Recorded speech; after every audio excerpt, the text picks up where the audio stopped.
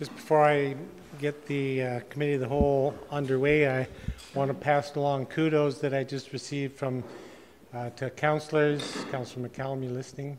Kudos from the Canmore Housing and Lodging Association to council, administration, and planning for the work we've done over the last, well, since last summer on enforcing the legislation on short-term rentals, Airbnb. So they're very appreciative. Pass that along. With that, I'll call to order the Committee of the Whole for Tuesday, May the 8th. Are there any changes to the agenda? In which case, I'll move the agenda be approved as presented. Those in favor? Opposed? Motion's carried unanimously. And we're moving right into delegations. Leanne, there you are. The floor is yours. Welcome to Chambers. I'm looking forward to this presentation big time. Well, thanks for having me. Do you want to? There's hundreds or perhaps thousands of people at home watching this online. Oh, okay, yeah. Yeah, thanks, Laurie, for the opportunity to come and speak to council. Yeah, just some of you will remember when I stood up and asked for some support for a film called Living with Wildlife. It was over a year and a half ago or so. And I thought I'd just give you an update on what the film's doing and how it's going. And it started with the big premiere at the Banff Mountain Film Festival. And the nice thing about getting into that is that a lot of other festivals come and check out the content and show it at their film festival. So it went to the Vancouver International Mountain Film Festival and their world tour, played at the Wasatch Mountain Film Festival, and actually won an award there for Best Environmental Film. It's played in Slovenia. Most recently, just this past weekend, it played at the Trento Mountain Film Festival in Italy, which is the oldest mountain film festival in the world. So it was translated into Italian, and it won an award there. It's a UNESCO award. So yeah, it's great. And Trento is the same as Banff, where other European countries come and look for content. So I've already had a request after that weekend. And yeah, and also the National Geographic Short Film Showcase has featured it in their online platform. So we're getting lots of eyeballs that way. And yeah, I went to the Calgary Foundation because what I sort of all along was concerned that a 23-minute film, you really need a captive audience. You need them in a theater or a classroom or in front of their television sets to watch it. So I wanted to create something that was going to be quicker and mobile friendly and so on. So I went to the Calgary Foundation with a proposal for $40,000 to create that, and they awarded that grant. And we're working on that right now. So I'm working with a web designer, a writer, and then we'll have short video clips. And this thing you're wondering about here is, it's kind of like, I thought I would just show it to you for fun because it's where I'm at right now. I'm not sure what's gonna happen with this phase of it, and it might just be a kind of clever way to launch the microsite and also draw attention back to the film. But it was inspired by a filmmaker out of Vancouver who projected footage, underwater footage of salmon under the Cambie Street Bridge all last summer, like 3 weeks or something. And it was this incredible sort of cinematic spectacle. And I thought, wouldn't it be cool to project footage of grizzly bears and cougars and the wildlife of the Bow Valley onto the forest? So I hooked up with some video projection artists at the Banff Center, and we did this little test to see, and no one really thought it would work, and we were quite pleasantly surprised. So there's no sound in this, it's just a visual thing. So we were behind one of the artist studios in the back, and it was a full moon night, so you can kind of see the mountains are lit up in the middle there. And this video artist, he calls himself a VJ, not a DJ, so he was looping the footage and changing the colors and so on. And this is, these are all shots from the film, but I was thinking I'd want to have shots of buffalo and all the iconic species This one's kind of cool. It's actually an elk calf. Huh. That's, but he played around with the color in some of them. So I have some folks in Calgary interested in possibly doing it downtown, as it's been kind of hard to reach that Calgary audience. And then obviously it'd be pretty neat. And this would all be for the fall, right, when it starts to get dark in the evening. And this is when he started to play with the footage of the bear. So it's, like I said, it's really just kind of a clever way to draw more attention to the microsite in the film that's not super conventional.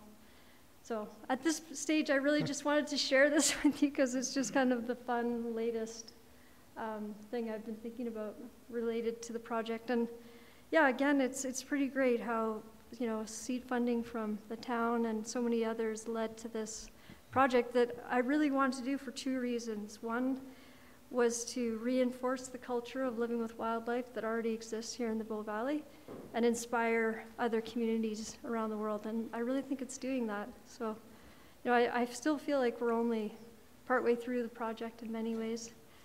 I think it's going to be relevant for lots of time to come. Oh yeah, thanks. Not today. I'm not keeping track of my time, but that's probably it. So the presentation in downtown Calgary, you were mentioning what? I was thinking of the Olympic Plaza. So I've just started talking to people about how you get permits for that. And so what we were just looking at would be projected on a building or something? No, there are some chunks of old tree. Like you don't need that. Oh, I see. Yeah, I'm pretty keen on it being on a forest. I see.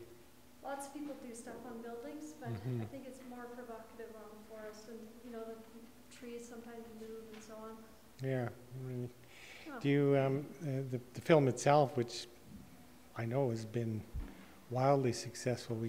I keep hearing from John Jorgensen and others of the most recent coup, you know, shown in this film festival or that, and the number of awards. It's nice that, well, that the town had a very small part in helping that your work move forward, but knowing that the work that has been done over the last couple of decades in the Bow Valley, the pioneering work on these issues are being shown around the world now, and other similar communities and other people can pick up on what we're doing in the Bow Valley and perhaps apply what we're doing to some of their issues. So it's really exciting how this has taken off, Leanne. I'm really blown away. Well, that's great. I mean, I'll just end with one little plea, and that's that there is no big marketing budget behind this. And so, you know, one of the reasons we wanted the partners involved is so that they'd help with the dissemination. So I'll have a chat with Lori after, but any ways that the town can help. And yeah, the other thing I didn't mention is it's now translated into 5 languages, including Chinese and Korean. Right. Yeah. So but I don't know how the heck to reach those visitors. So I'm still kind of trying to figure that out. But yeah, if you wake up with any great ideas, let me know. It's taken on a life of its own, hasn't it? Yeah. And yeah, thanks again for your initial support. Thank you very much for sharing with us all of the recent news and the work you're doing. You know, it's really amazing. Thank you.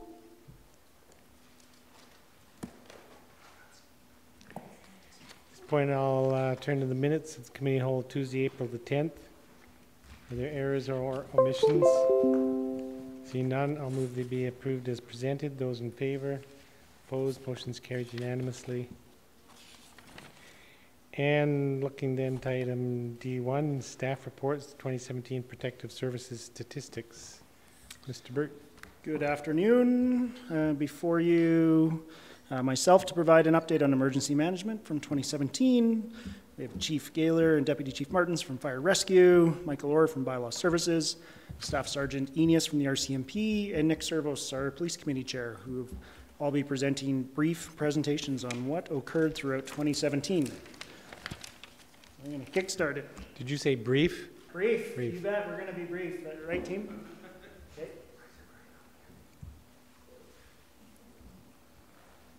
So brief highlights from emergency management, really broken down into trainings, operations, and planning. We attended a couple of exercise. Photos above are from the Banff exercise. So the photo on the left is one of our mesh camera network systems that was purchased a couple of years ago.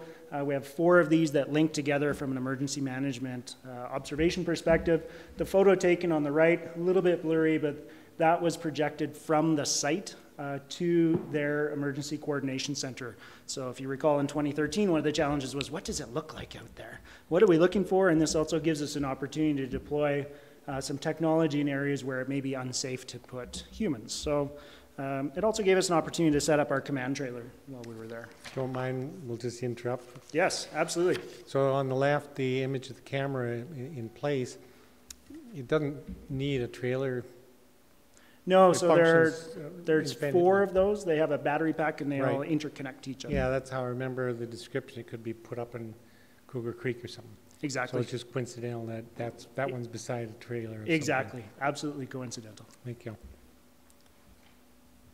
There's substantial work done on updating our flood response plan. So this is just to show you one of our plans from Echo Creek.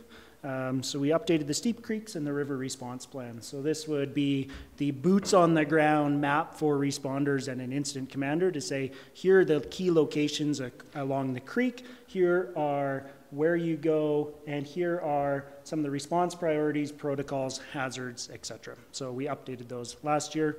And just to pass along, this isn't me, it is the entire emergency management team through the organization. At this point, we have the similar flood response plan for all of the creeks or All of the steep creeks and the Bow River. and the board. Yes. Last year, we produced 13 seasonal high water monitoring reports. There's a substantial amount of work that goes in the background with communications with the Alberta River forecasters, looking at weather forecasts, and looking at previous river flows. So that was produced, presented out to the public, and also shared with our Emergency Coordination Center team. We've already begun producing those. Robin Denage has produced a couple. So again, something new that we started doing last year. One thing we learned. Was really appreciated, by the way. Good. I'm glad they are. I think it's good information to get out. Yeah. One of the items coming out of the 2013 after action report from the flood was we were putting staff out with inadequate resources. So we developed a number of emergency backpacks that we can supply. So they have a poncho, they've got a headlamp, right in the rain book, bear spray, water, food, first aid kit, etc. So we have a small cache of these if we have staff that are going out and are monitoring creek banks, river banks, in and around an emergency scene for an extended period of time. And then we've got a number of staff that are on Canada Task Force 2, which is an all hazards disaster response team.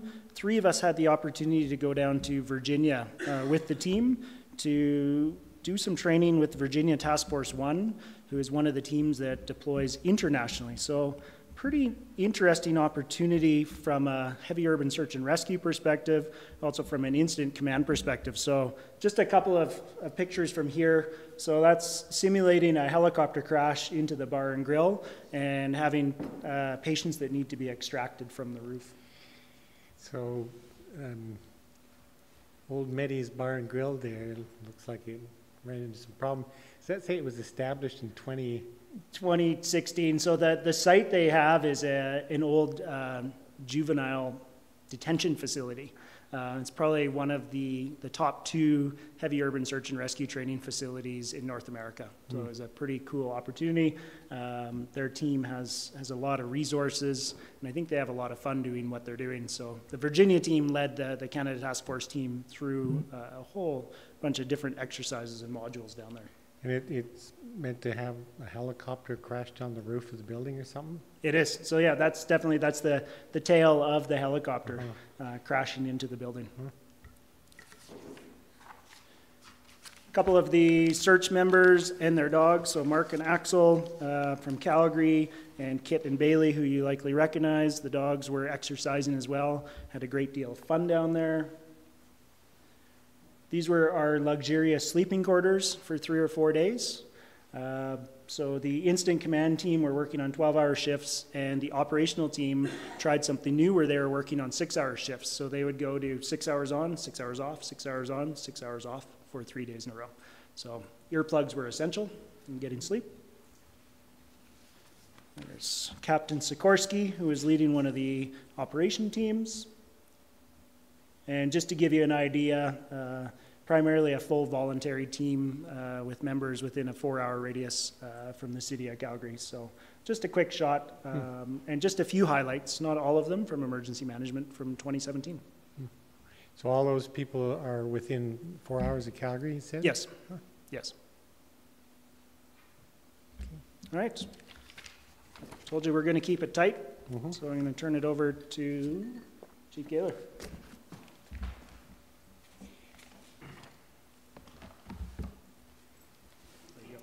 Yeah, of course. Just you have better pictures of them.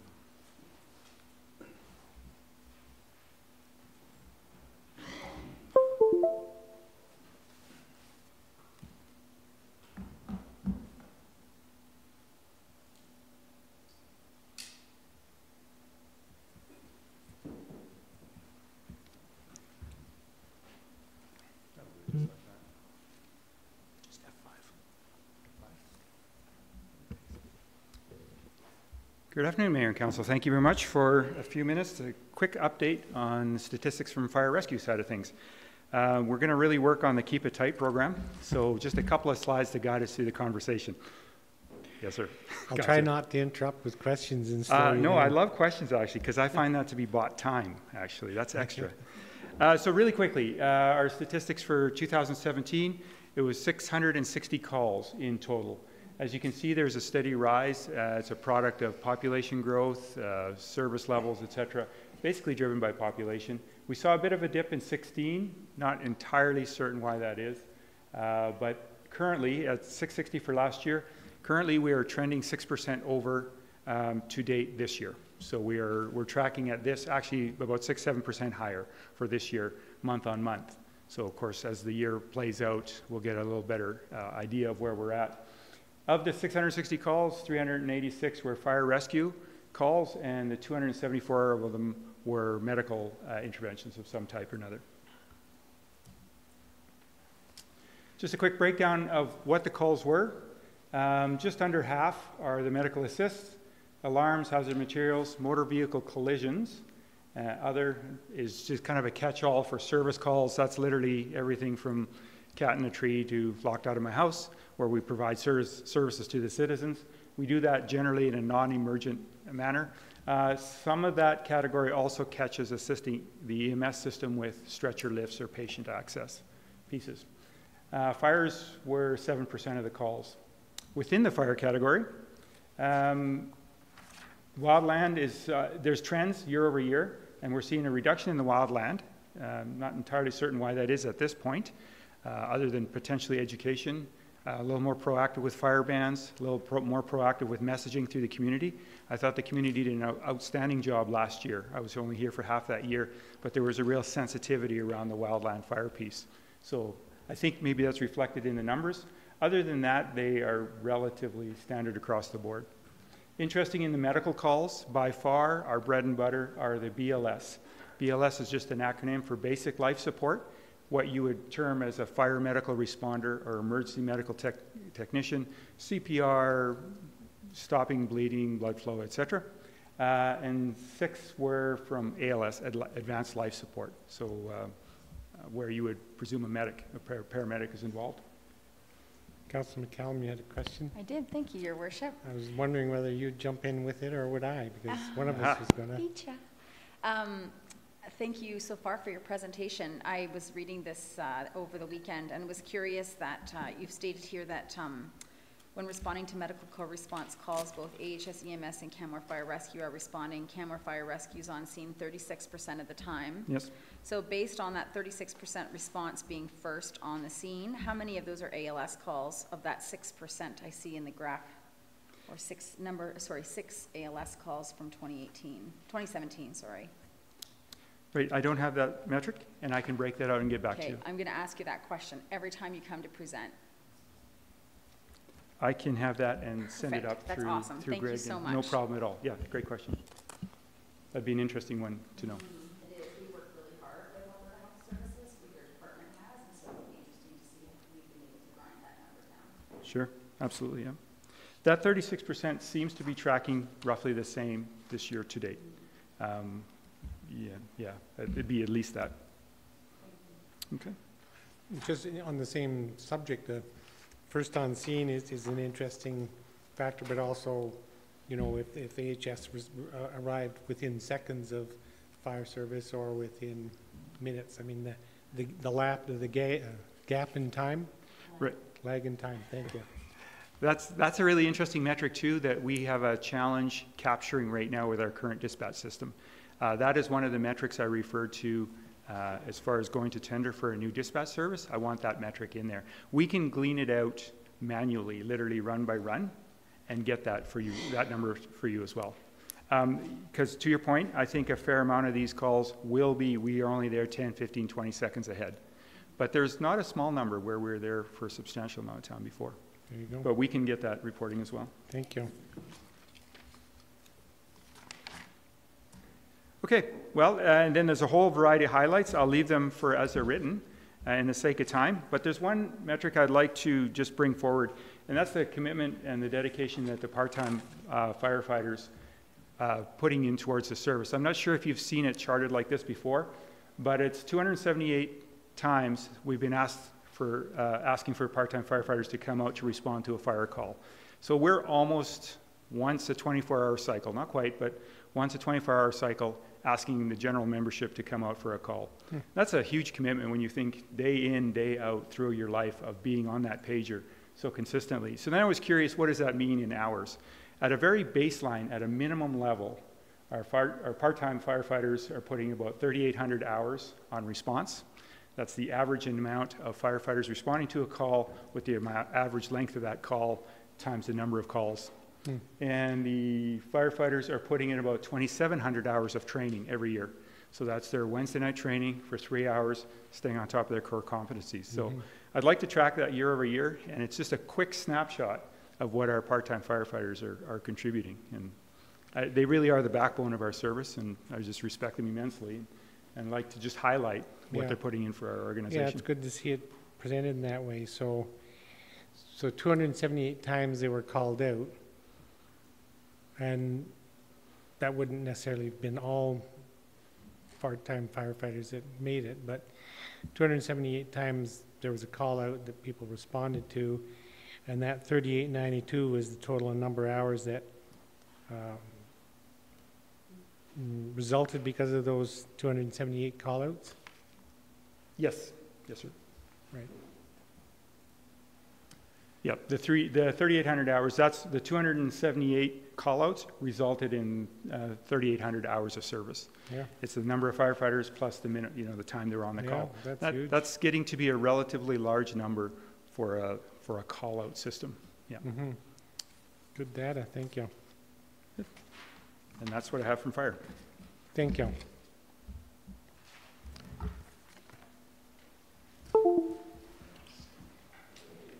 Whew. Set new land speed record here. Good afternoon, Mayor Borman and members of council. In the spirit of being timely today, I have brought a few speaking points, understanding that, well, I thought the report was going to be available for the slideshow, but I believe everyone has it in front of them.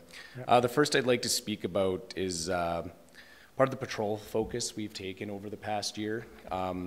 One of our intentions has been to try to be more visible in the community, take a more community-oriented enforcement approach, and some of this involves being more visible and being out there interacting. So I'm happy to report that we actually have seen a 28% increase in our patrols this year, and which has resulted in a lot of positive community interactions, which brings me to my next point of emphasis is the increase of patrols in parks. We've heard concerns about things like off-leash dogs and stuff like that.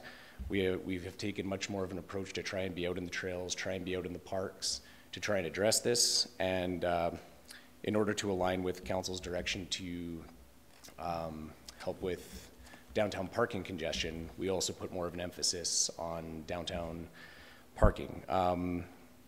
That directly ties into our seasonal program we ran last year successfully. Over the course of the year, we observed that the parking infractions over the course of the summer with the seasonal officer putting an emphasis slowly but surely decreased. And we also happened to write more than double of 2016's time limit parking offenses downtown, which contributed to that as well. Those were 3 highlights I thought that came out of the statistics, and I'm happy to answer any questions you may have. Thank you. On the graph in your printed report, case reports 2013 to 2017, there's a steady reduction in case reports through the years. I don't understand what that's indicating. I thought you might ask, so well, you were right. I did dig into that a bit. Part of it is a little bit of a change in reporting. In the past, some things that were come upon proactively, like say you came upon a vehicle, there was an offense, typically what officers were doing was developing a case report. The case report has numerous pieces of information in there, a full narrative with a ticket attached. To try and increase efficiency on paperwork, what I did was eliminated the need for case reports for certain types of instances that didn't have any complications or follow-up, and they simply got categorized in the ticket section, which is why we see a little bit of a sharp increase there. So it's balancing out. And the,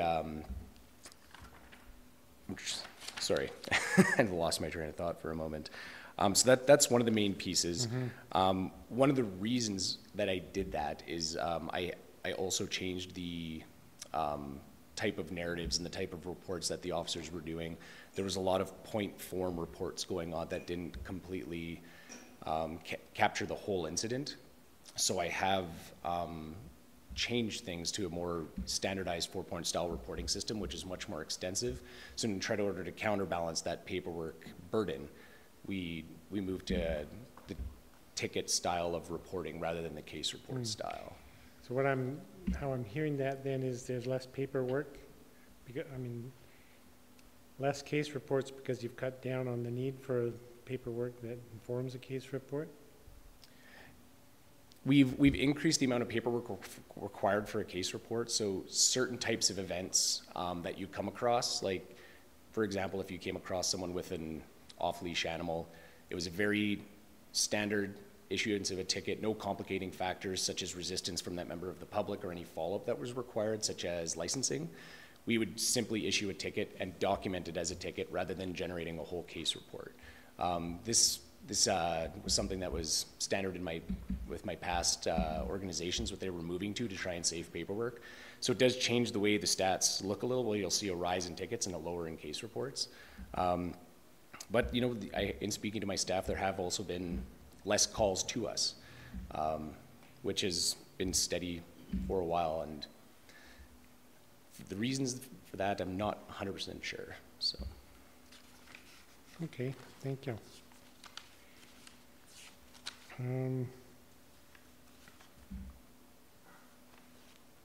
Are you reporting on photo radar as well, or is that Mr. Burt? That would be Mr. Burt. Okay. Thanks very much, Mr. Orr.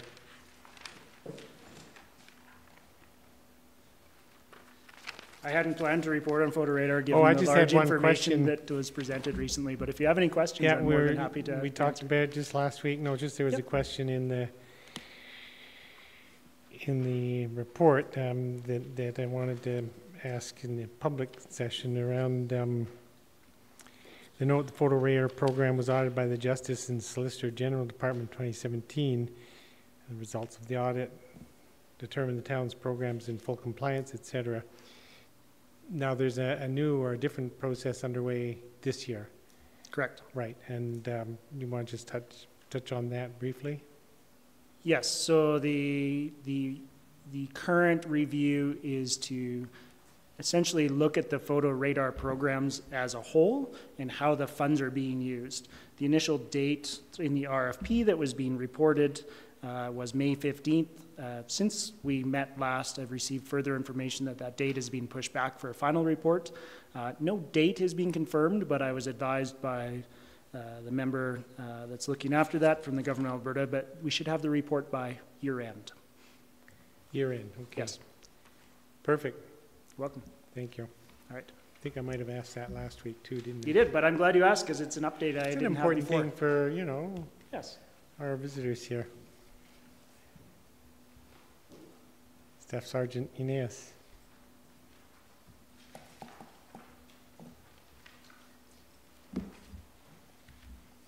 Good afternoon, everybody. Good afternoon, Staff Sergeant. Come on, my DARE classes were more enthusiastic than that. Okay, so the topic of my report is the actual annual performance plan as it relates to contributing to community safety traffic work plan. The targets that we implemented were in relation to the Alberta Traffic Safety Calendar, and we enacted enforcement areas around targeting distracted driving, speeding, seat belts, and all the like, pedestrian safety, bicycle safety. The month of May is motorcycle safety. And then we also focused our enforcement on long weekends, a minimum 4 throughout the year of targeted impaired driving. And our total numbers of impaired related offenses investigated were 72 last year. And we had about a total of 36 that were charges recommended. The ones that weren't pursued, the other 50%, were as a result of complaints, anonymous complaints, or complaints of traffic on the freeway. And of course, if you travel the freeway enough, when you report something 5 minutes down the road, they could be anywhere, east or west. So we try to get on the road, try to find them as best we can. Oftentimes, we're fortunate we can find them, but we'll often pass that on to patrol to either side, to Cochrane Detachment or Banff, depending on which direction they're going. Contribute to community safety, reduce property crime. We were involved in 2 projects. We looked at the bait vehicle initiative. Bait vehicle was supplied to us from Division, the province of Alberta, and we had it in strategic locations, or what we thought were strategic, and subsequent to that, obviously the vehicle wasn't attractive enough or wasn't targeted, so the bait vehicle itself was not hit. In other words, no attempts on it to either break into the vehicle or get into the vehicle to try to start it up and drive it away. We also implemented a bait bike program. We have attached a GPS and a strategic location on a bicycle. We have 2 different kinds of bikes, very high-end bikes that would be attractive to thieves. That was late getting going due to some technical difficulties with the GPS device that we were getting. But this year we're looking at implementing it fully and get it active within the community. We also had a new cadet recruit arrive. He completed a CAPRA. CAPRA is our problem-solving model. It means clients, acquire, analyze, partnerships, response, and assessment, or an evaluation piece. He looked at the problem of having unlocked or insecure parked motor vehicles, and he went about, and they did it in teams. They would pick a night and they would go to various areas and just check doors, and if they found a door was insecure, drafted a letter with a note saying, we found your vehicle insecure, what would happen if it was stolen. Items could be stolen, the vehicle could be stolen, and we dropped that letter with his card in the vehicle, and pretty favorable responses, although once I did read an article where somebody was complaining that the police were trespassing on his property to find his insecure motor vehicle. Well, you know, that's, don't leave your vehicle unlocked because criminals will trespass.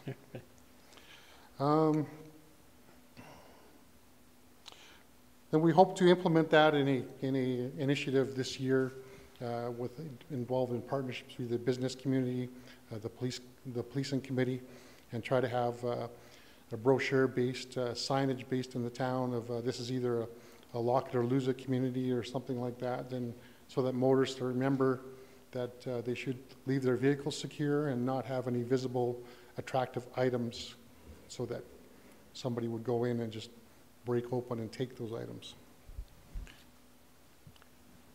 Contributing to community safety, the School Action for Emergency program.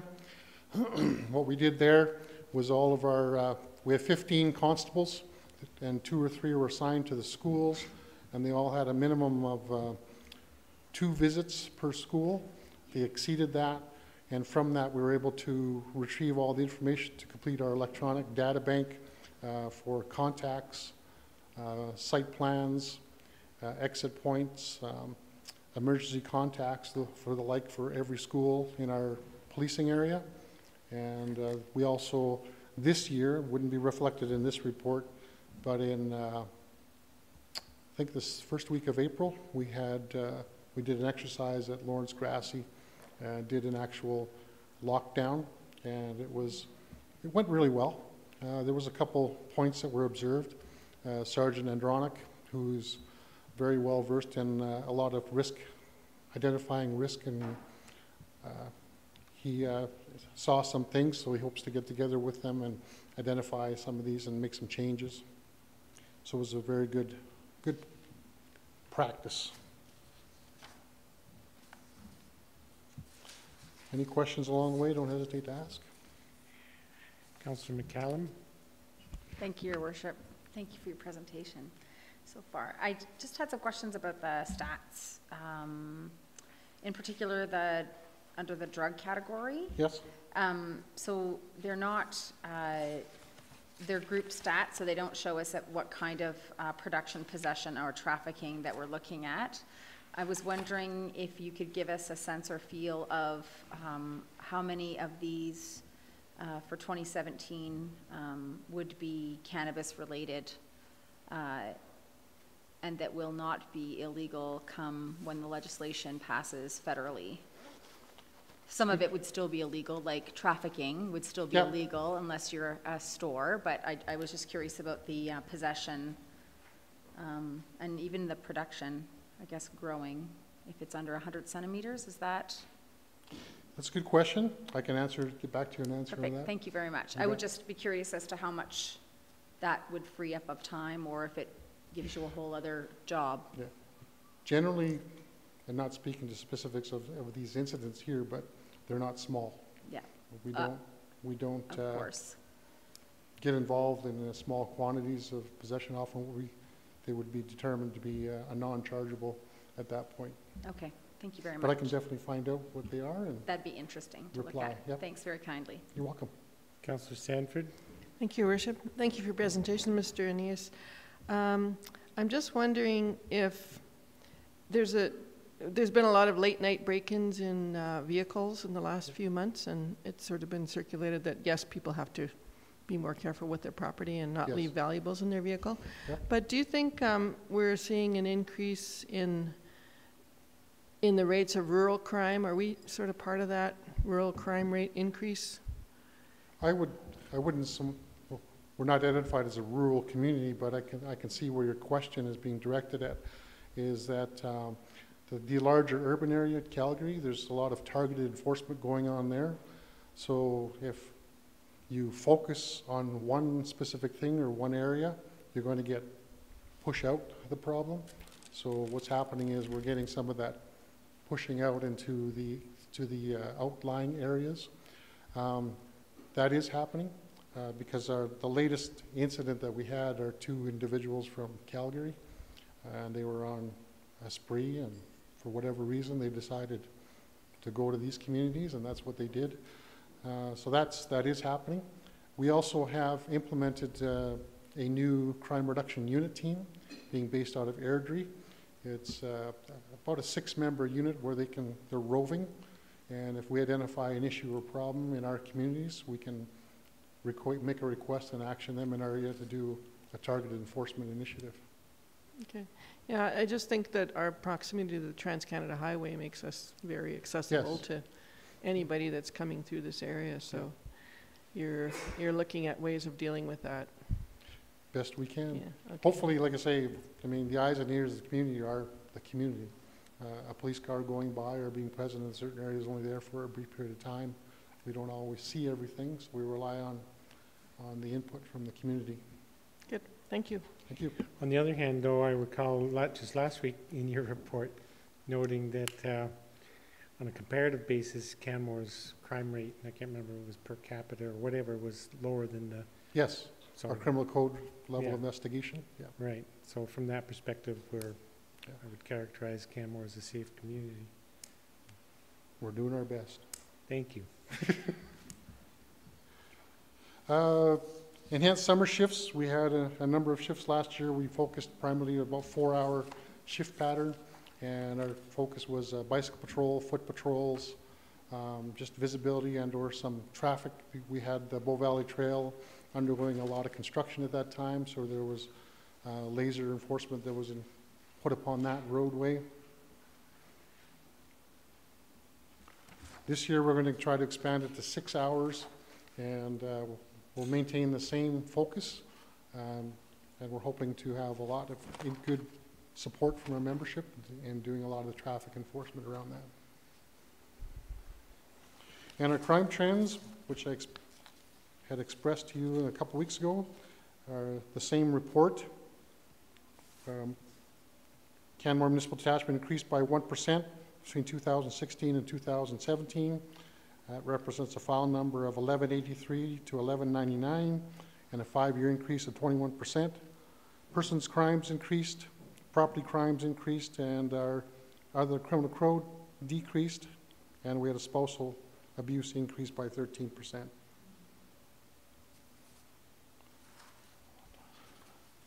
Councillor Seeley.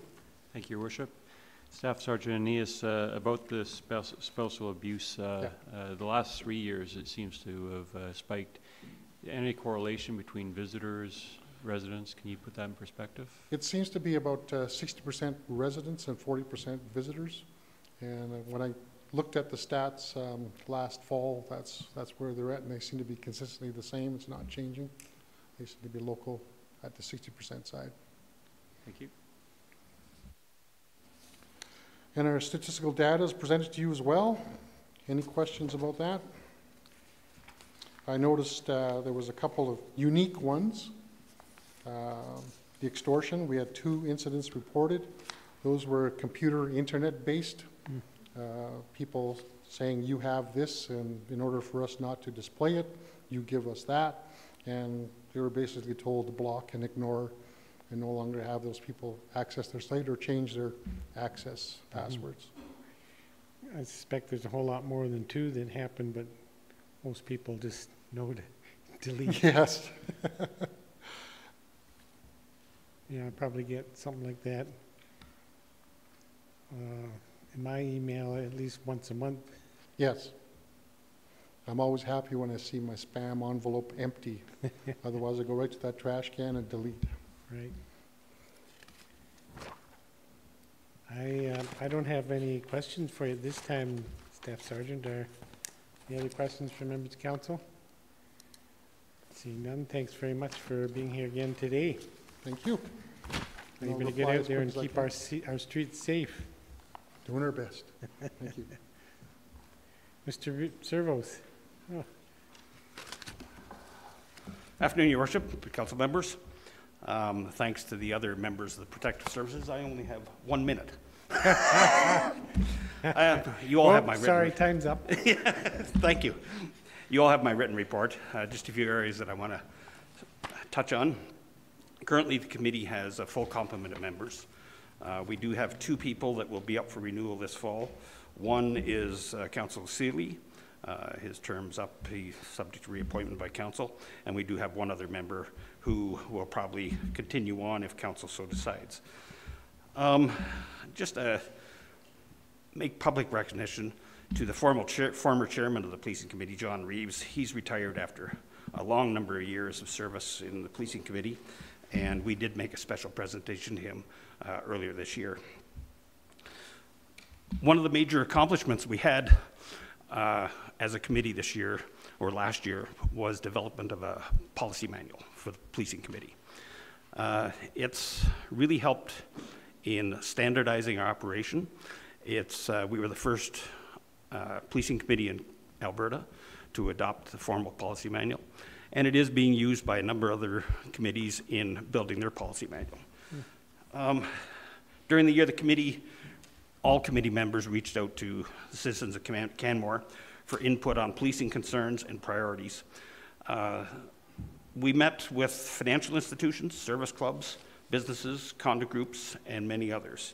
Just a note, we're developing plans for this year for a more formal process to identify items that are of concern of the citizens for policing and developing our annual policing plan.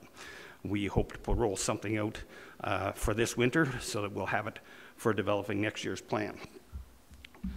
From watching previous webcasts, Council has been reminded several times of the issue that we are going to face probably after the next census, with the funding for policing changing from 70-30 to 90-10. I would like to remind Council that the Policing Committee is ready, willing, and able to tackle any issues or problems that you want to refer to us. We've got a good group, everybody's engaged, and we welcome make work projects. Any questions?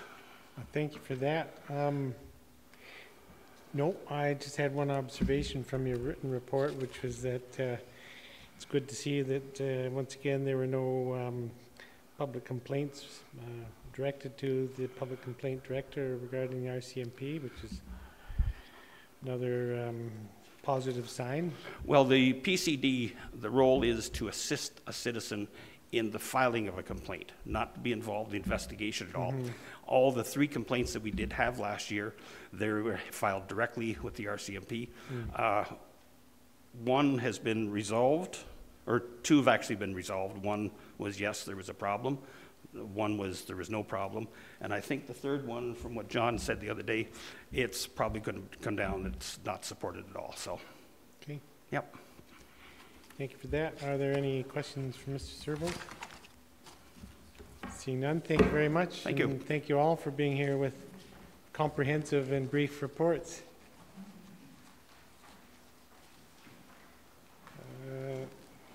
I'll move on now to item D2, the Explorer 2026 Public Engagement Report. Okay, there goes our audience. Yeah. They don't know what they're missing. One lonely member of the public here.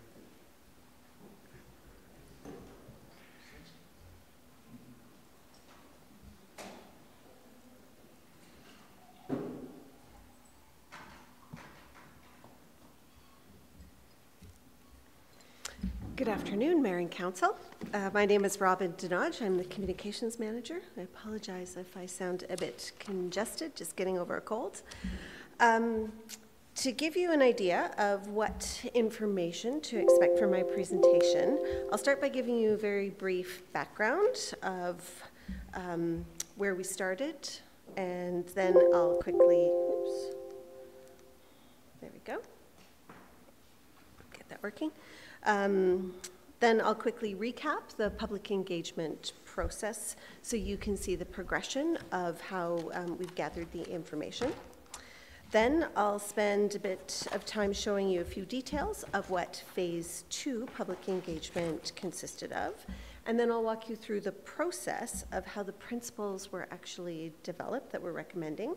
And this is important because at the end of my presentation, I'll be asking you for direction on the recommended principles prior to bringing forward a formal request back for you to adopt them. So as you'll remember, Council approved a budget for activities to provide information to inform your decision on whether to participate in a potential bid. Now, Council will consider many factors when you make a decision about whether to participate in the bid, and public opinion is one of those factors. I'm here today to provide Council with the final report on the planned Explore 2026 public engagement activities.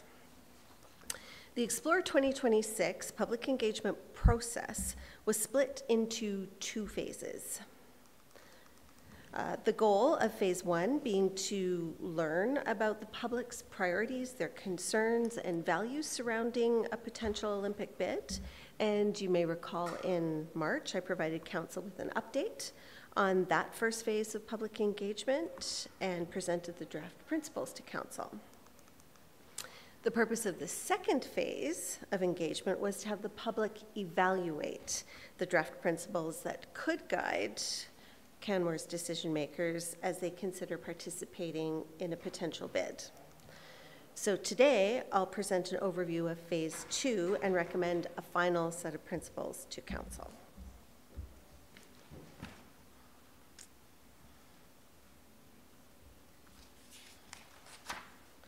So the goal of all of the engagement activities was to test the draft principles directly with the community in order to determine if they reflected the community's values, or if not, to understand what changes could be made to those principles. So as part of the public participation plan, we conducted 6 main activities. We added to and updated our webpage. We had an online survey. We hosted stakeholder workshops. We created information boards for public display. We summarized the information into information sheets, and we hosted an open house. And I'll give you a very brief overview of the results of each of those activities. So as the evaluation work was being conducted with the public, information was constantly being made available to help inform residents of ongoing updates to the process, as well as the specific activities that were being held. Our webpage, canmore.ca/Olympics, was continually updated and promoted in newspaper ads, through social media, everything to keep the public informed about the second phase of activities, what we learned, and how they could get involved. During the second phase of engagement, the webpage received more than 1,500 page views, and since the beginning of 2000, there have been almost 4,000 page views. That's a lot, then. It's pretty good. Yeah, we're happy with that. The objectives of the survey were to understand which principles were seen as most important and what changes should be made to strengthen the principles. The online survey was open from March 22nd to April 10th. The public was asked 3 main questions when evaluating the principles in the online survey. The first one just asked, does the following principle capture the priorities and values of the community of Canmore? The second question, please rate the following principle on the scale of extremely important to not important at all. And then please note anything you would add or change. And the survey question styles were repeated for each question to ensure there was a consistent format for respondents throughout the online survey. And the average time that participants took to complete the survey was 10 minutes, and there were 232 participants in the survey. As with most of our surveys, it's important to note that since the survey was self-selected, the data is not statistically representative of the town as a whole. The sample pool wasn't randomly selected. Having said that, the feedback that we received was very helpful in understanding the changes that the community suggested and which principles they felt were a priority. So I won't go into all the survey results. They're available on the website if anyone wants more information. But we did ask a question at the beginning of the survey to understand who had previously participated in our activities and which activities they participated in. And it was interesting to note that only 37% of the respondents had actually participated in previous Explore 2026 engagement activities. So what I take from that is the survey continued to engage with people who were new to the conversation.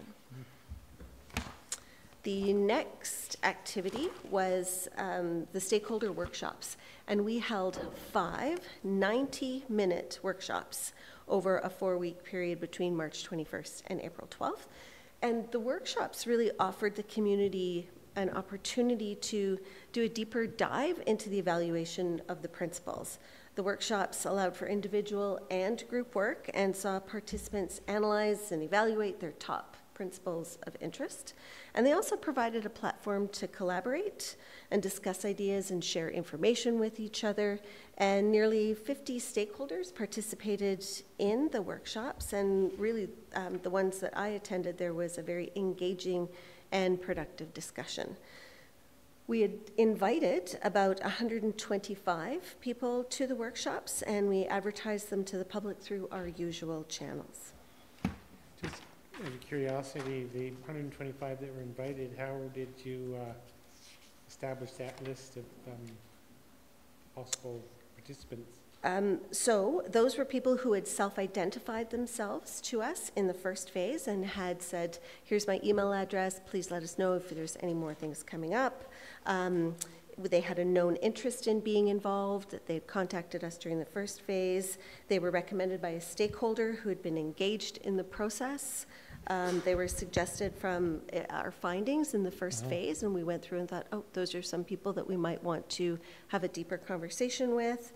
Some of the invited stakeholder groups included the young adult network, school groups, environmental, conservation groups, business, tourism groups, sports groups, both the National, Provincial Sports Association, athletes, health and wellness organizations, and other groups like socially oriented not-for-profit organizations.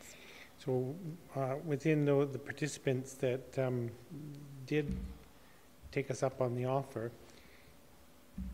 in your perspective or in your opinion, would those participants have reflected sort of a cross-spectrum opinion or perspective on the possibility of a bid?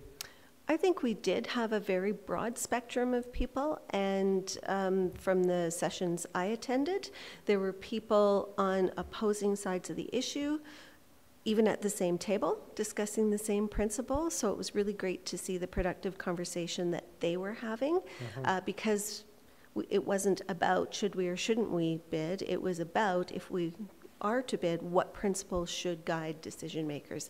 And so I think that really framed it in a positive light, that people could work with that question and give really productive input. Thank you. Next, we had information boards that we developed to share the draft principles directly with the community, especially with those stakeholders who may not be online. And these boards, besides providing the full list of the draft principles, sorry for the quality of the photograph, the boards also provided details on where people could give feedback or get involved. And we placed the boards at Elevation Place and at Arts Place. We also designed information sheets to share the findings and answer some frequently asked questions that arose throughout the engagement process. The sheets are available on our webpage, and currently they include the following topics. So we have affordable housing, environment, and logistics.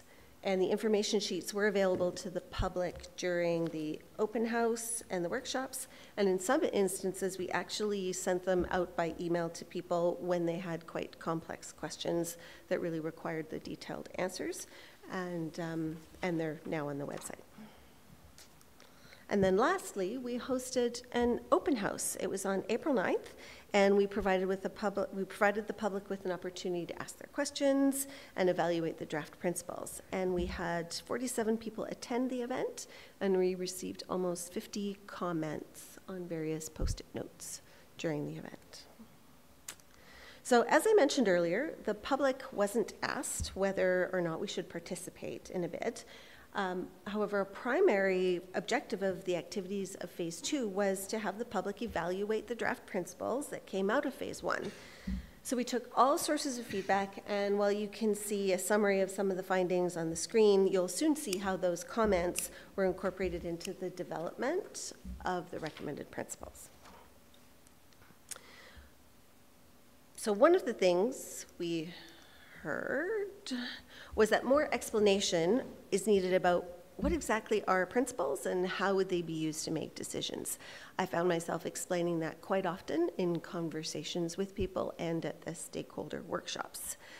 So to clarify, a principle is a fundamental intention that serves as the foundation for a chain of reasoning. And the Explore 2026 principles were designed to provide general direction for future decision-making. They're not goals that have measurable targets.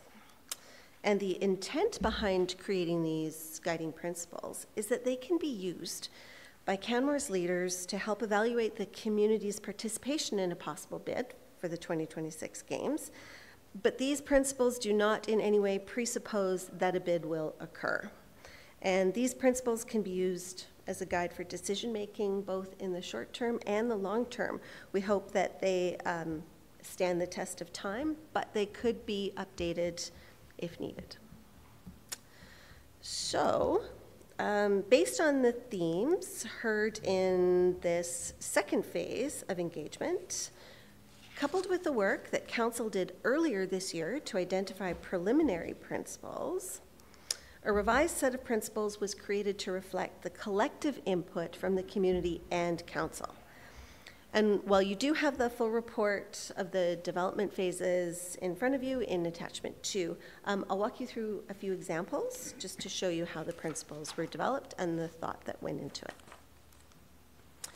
So we'll look at principle 2, and the original principle that came out of phase 1 is that we would commit to sharing information with the community and stakeholders while learning from their questions, interests, and concern. What we heard during phase 2 is that transparency is important. We heard that over and over. Now, Council had done some work as part of your strategic planning, and one of the principles that we thought related to that was that you wanted to be open and transparent in the sharing the information that you use to make decisions regarding the games. So we didn't feel we could recommend a better principle than what you had come up with in this particular case. So we are recommending that you go with the principle that you came up with, which was to be open and transparent in sharing the information used to make decisions about the games. In another example, where we didn't necessarily use what Council came up with, there were 3 principles that we got feedback on that felt could be combined into one. So you can see what the 3 principles are there. They really all deal with legacies. Some talked about wildlife, transportation, sport, and infrastructure. There was another principle around considering the livability and affordability of Canmore as primary areas of focus. And then also part of another principle was to place a high consideration on the interests of persons with disabilities and minority groups. And so what we heard during phase 2 is that people really wanted something specific in a principle that spoke to things such as a focus on affordable housing, focus on transportation infrastructure, focus on sport. They also wanted us to really show our leadership around accessibility issues. And that generally, and I think we've even seen letters to the editor over the winter in the newspaper about this, is we need to improve accessibility in many areas of Canmore. Council had also come up with a number of principles that we thought fit within this theme. Council wanted to define clearly what our legacy commitments would be. They wanted the impact of safety to not be compromised as a result of the games, and ensuring that a legacy of housing units were left after the games to meet the community's needs. In taking all this into consideration, the recommendation for a principle that we're putting forward is that the principle be that we achieve legacies that resolve our current community challenges. And for example, that would be around affordability and accessibility. Now, what this could look like in terms of specific examples, and you'll see this on your larger flow document in attachment 2, is that this could mean that if we have a community challenge around transportation, such as transit, that we could expand our local and regional transit. We could convert an athletes' village to affordable housing units and secure the legislative tools to keep it affordable. We could secure funding for hazard mitigation, or maybe get an overpass for the pedestrians across the Trans-Canada. We could create an Olympic plaza for a games celebration space.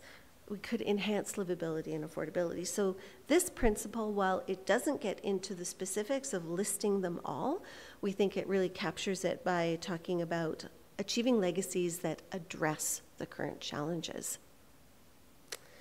And there is a typo in this part of your attachment 2 that I noticed, so I apologize. It's increasing accessibility for people with physical disabilities. I miswrote it and wrote physical abilities.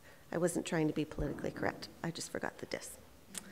The last principle I want to walk you through is the original principle was exploring this opportunity with a view to achieve a balanced budget and minimize financial exposure for the town and the residents. This is where we got a lot of conflicting feedback from the public. Some people said that we should have no risk, no exposure to the public. Other people said, well, low risk is okay. Some people said, well, a great deal of financial risk is okay as long as there's controls around it. So, and as long as there were long-term benefits identified.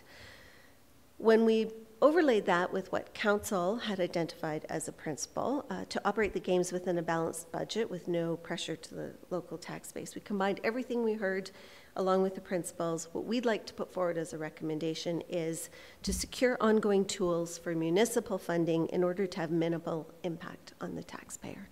And we felt that that really encapsulated everything that we had heard. And some examples of that could be, we maybe could secure resort municipality status, we could get a hotel tax, we could have inclusionary zoning regardless of an outcome of a bid, and that maybe there would be a lot of access to some one-time grant opportunities. So those were just 3 examples of how the draft principles were developed. We went through that same process for each and every one of these 9, plus the foundational statement. I'm just going to skip ahead briefly to talk about next steps, but these principles will be on your screen again in a few moments. So where we go from here, there are more information sheets to come. We'll continually be updating canmore.ca/Olympics and continue to provide information as it becomes available. But this phase essentially concludes what we have planned for the Explore 2026 activities. And so, prior to making a decision later this year on whether to participate in a bid, of course, Council will be weighing all of the information developed over the coming months against what you've already heard, and we'll continue to hear from residents of Canmore.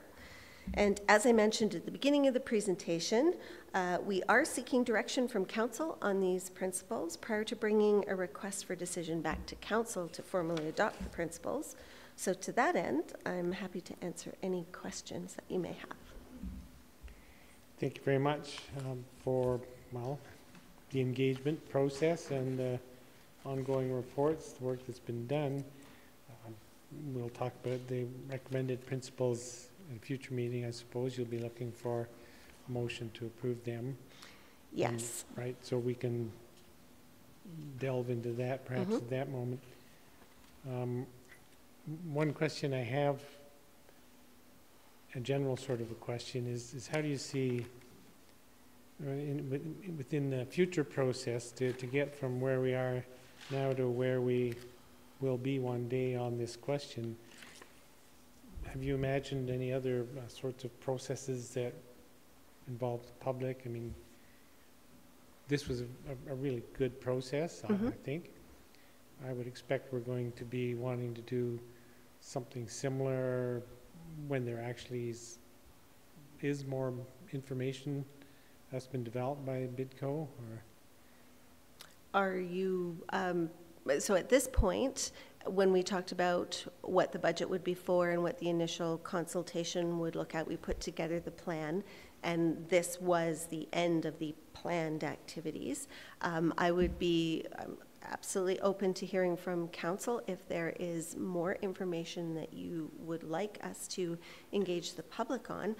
I always believe it's very important for us to be really clear what we are looking for when we go out to the public and engage them. And we know that we are going to continue to hear just general comments from the public on this, but I would be looking for what it is that council needs to hear from the public in order to make their decisions. And then, of course, I would be happy to put together a plan as to how we could help you get that information.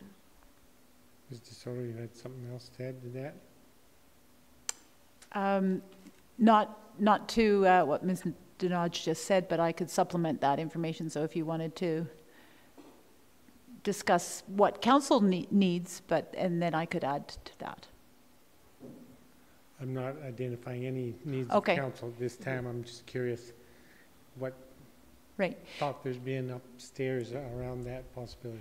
Okay, so currently the expectation that I have as we move into a bid corporation is that any further community engagement would actually be undertaken by the bidco.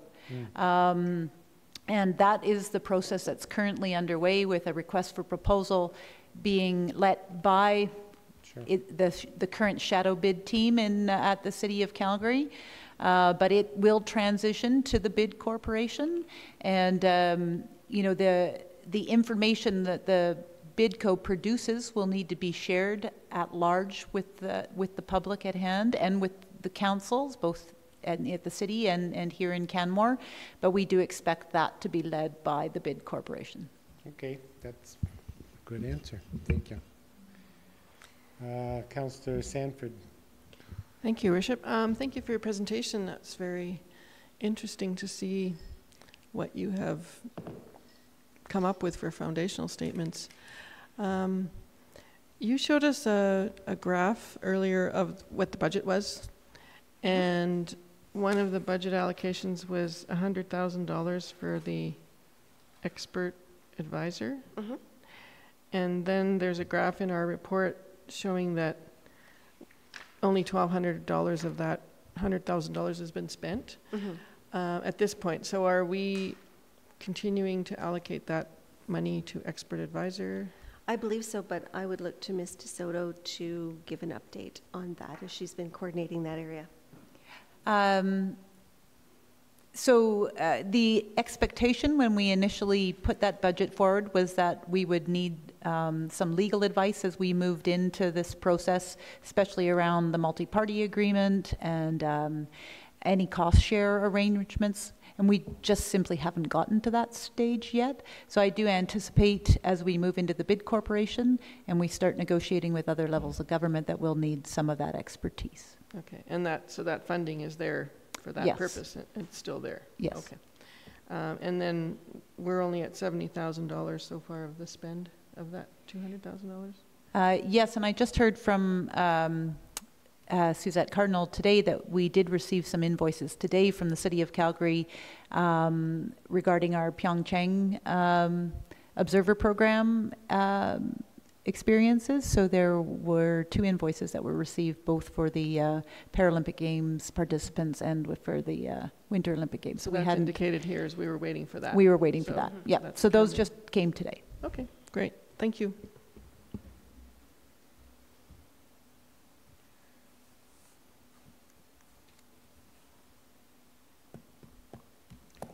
Councillor McCallum. Thank you, Your Worship. Thank you for your presentation, Ms. Denaj. This is very good work, and I appreciate the time and effort that you had put into this. As you know, although I'm not in favor so far of the Olympics, I've been very proud of our community engagement, so thank you. At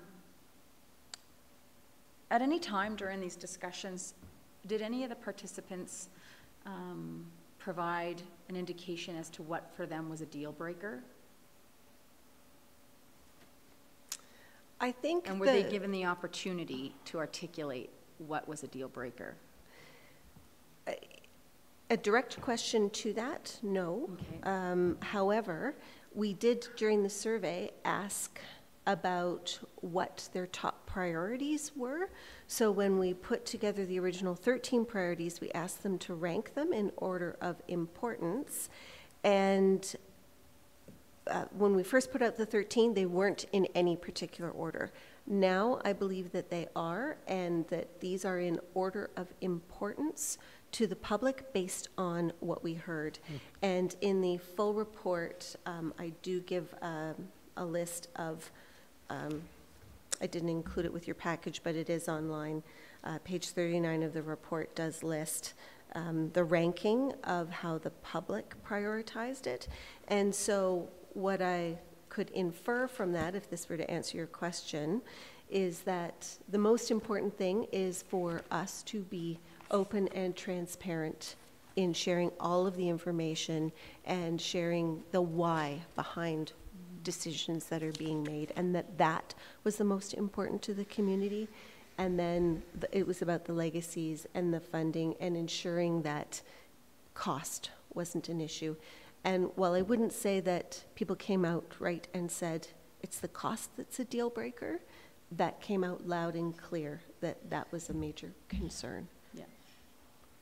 Yeah. I can see that definitely in your report, and especially in how it was sort of phrased.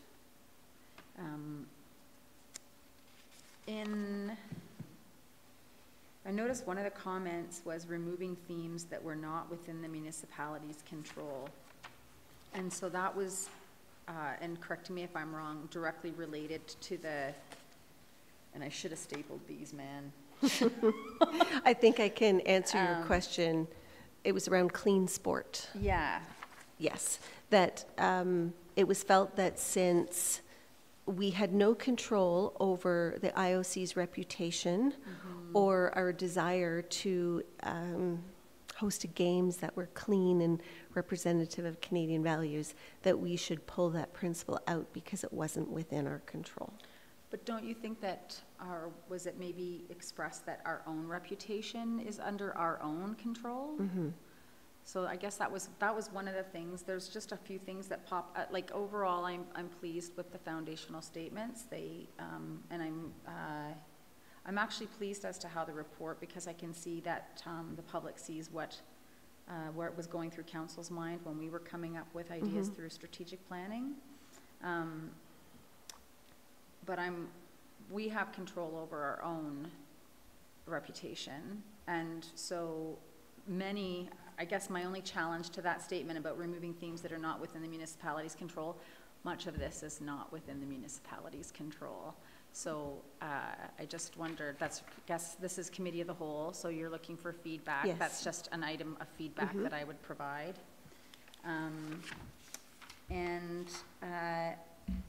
I noticed that under the target opportunities to diversify, well, the original draft principle, diversify, innovate, and stabilize Canmore's economy. And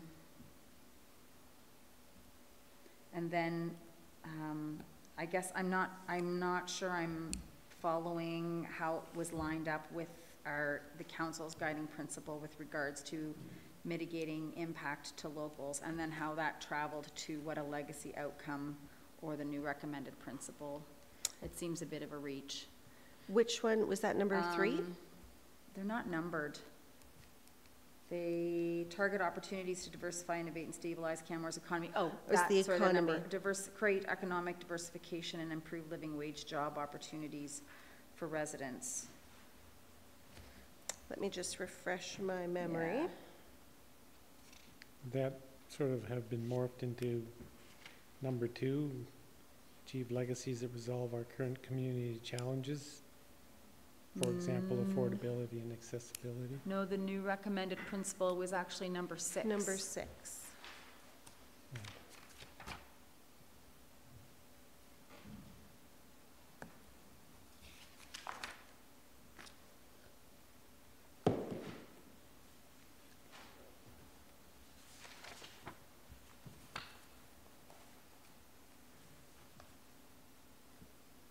And so, if I'm hearing you correctly, this is about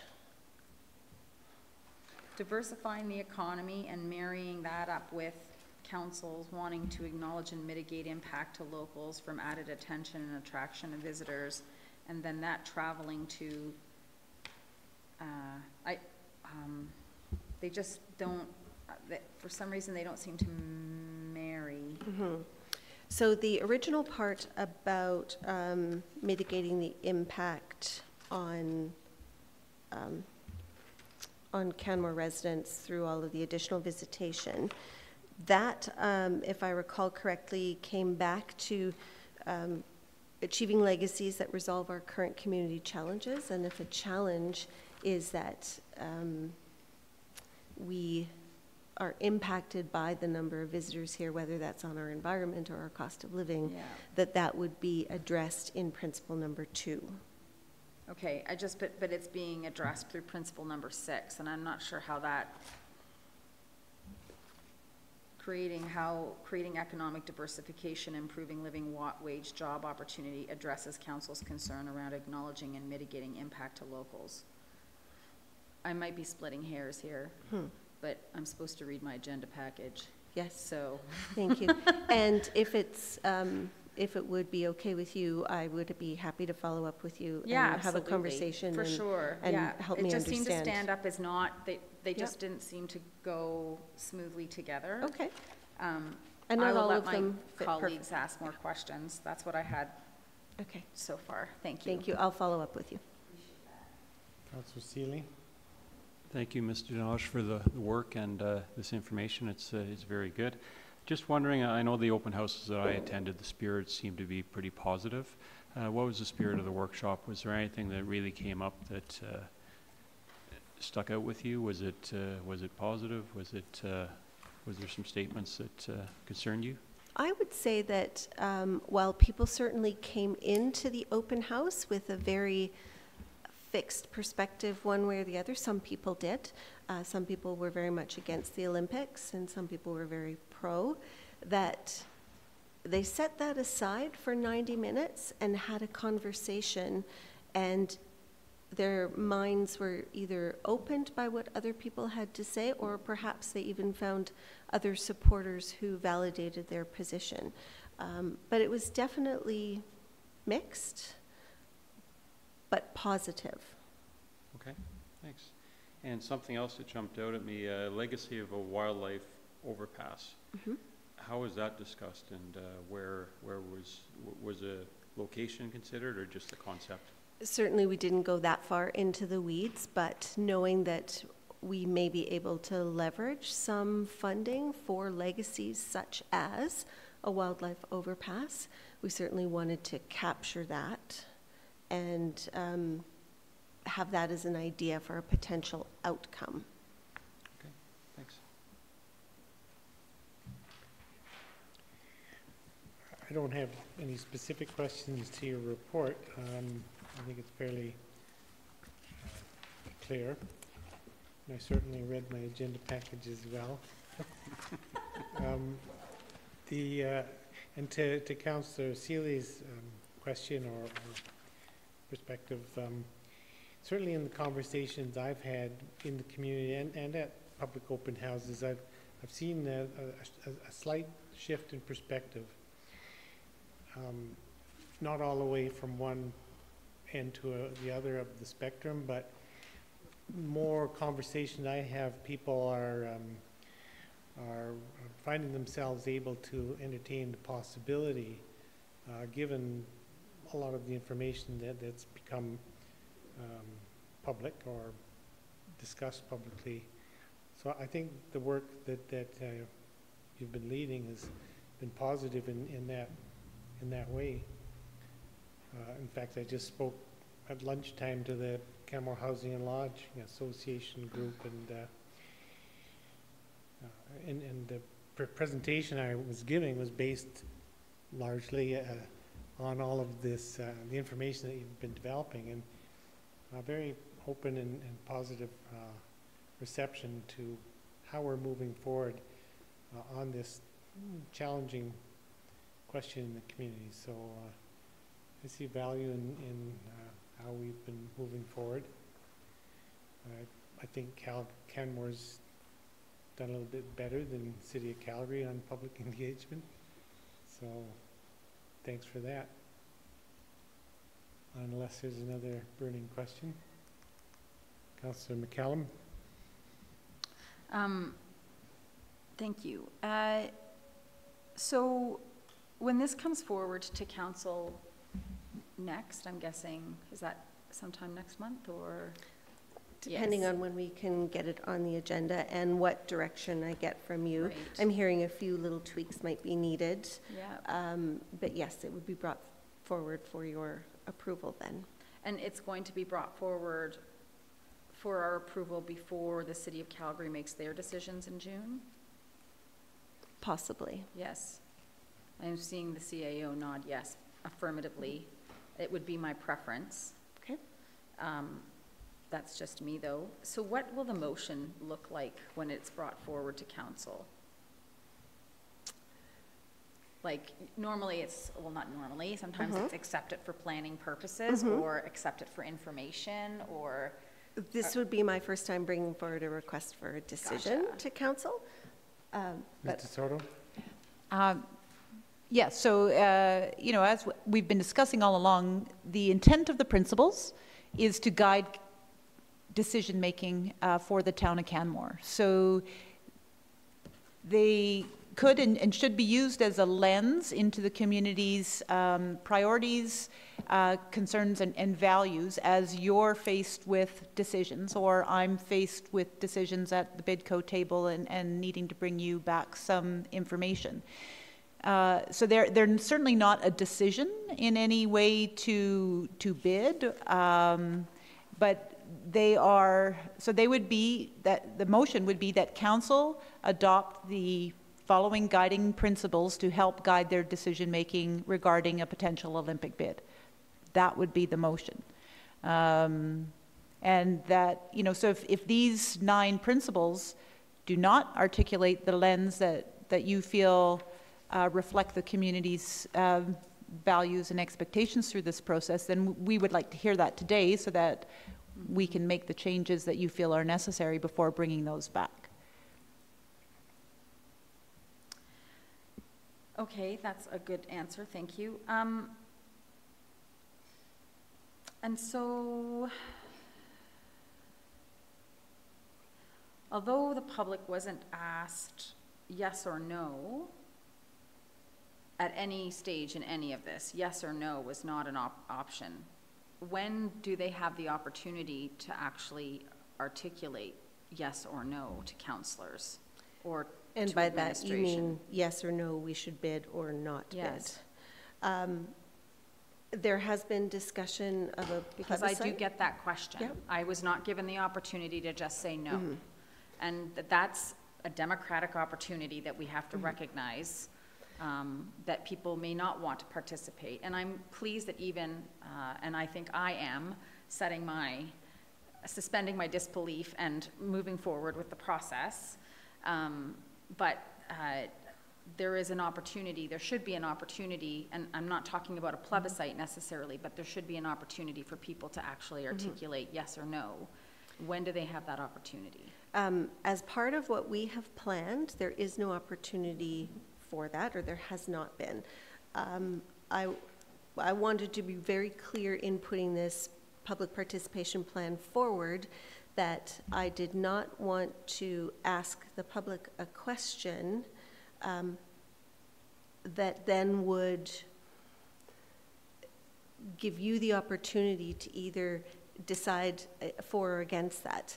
As part of how we are engaging with the public and how we have been doing it over the last year is we ask a question where we think the public has the most ability to influence the outcome. And when we ask the public a simple yes or no, and it's not their decision to make outside of a plebiscite, I believe we set up an expectation that that they are being given an opportunity to make that decision, whereas all along this has been set out, and certainly things can change as they move forward, but this is a council decision as to whether or not to participate in a bid.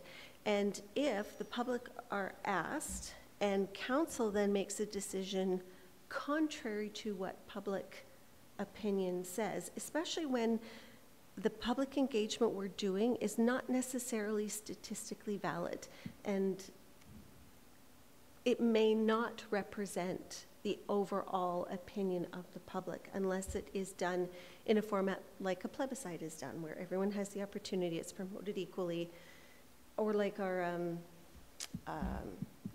citizen satisfaction survey, which is statistically valid. And those are very costly to do, and we didn't have the resources to do that for this, and that was not the direction that we undertook when we took this. So if council would like a clear question put to the public, my recommendation would be it must be done in a way that ensures it's statistically valid, so that you can then use that information and make your decision from there, knowing that the results that you got represent the whole community. So Ms. Dinaj, we make decisions sitting at this table every single day that provide input from the public at public hearings that are not statistically valid. And so unfortunately, I'm not really accepting that answer. I understand where the perspective that you're coming from, but every time we have a public hearing, I would say that the public hearing, the people that participate it's not a statistically valid participation. Absolutely. But it is an opportunity for the public to come forward and have their say. It is. And so we haven't actually given the public the opportunity to have their say. And it doesn't necessarily need to be statistically valid. But if that, and I don't know what the answer to this is. I'm asking the expert. Yeah. But then we should rewrite our entire way we do business, because most of what we do is not statistically valid. But we are And very... we ask the public to participate. And we're very conscious when we ask the public to participate that we're asking a question that gives them the expectation of exactly how their input is going to be used.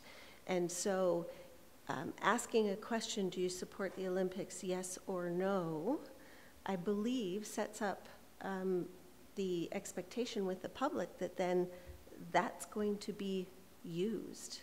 Whereas everything else we do, we give them an opportunity to give feedback, but we're very conscious of what we're asking them. And quite often it's not yes or no. It's this is happening, how would you like to see it changed? Or this is happening, how does it impact you? And how can we make it better? So it might be that council at some point in the near future should have a discussion around your interest, Councillor. I mean, clearly you're looking for a yes-no opportunity for the public. It's not actually me. I'm hearing it from the But public. you're speaking to it. Yes, I'm and supporting speaking it. from So- our constituents that they want that opportunity. So at some point, we should have that discussion in council. Yep. But clearly, communications department hasn't been tasked with that, and at this point, there's uncertainty as to what the province is in setting up with I their... had those questions for later committee and in our staff presentation, so we can go through that. All right, but rather than this... Yeah, I was this done. on, I think just we should was- talk about it some other Yep. time, Thank you very much. unless anybody has anything else. Okay, thanks Thank for you. your report.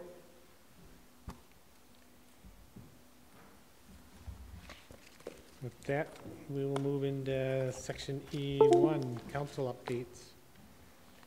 And I'll just open the floor for any questions from any member council to any other member of council. I just had one observation to make from Councillor Comfort's report. And even though she's not here, I'll make it in any case. Councillor Comfort's reporting under WildSmart that there will be 30 wildlife ambassadors on the trails this summer and 2 seasonal conservation officers dedicated to enforcement. I just wanted to highlight that point because in the past I've heard, and I think other councillors have heard from members of the public, that one thing we should do is create a wildlife ambassador program, and we have one. And there's 30 wildlife ambassadors out there, are going to be out there through WildSmart.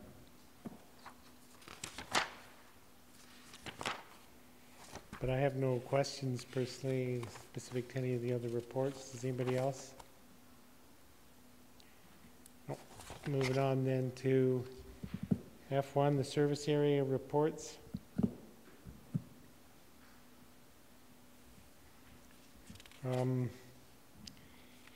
We were talking earlier today about the next steps in the roundtable on human-wildlife coexistence.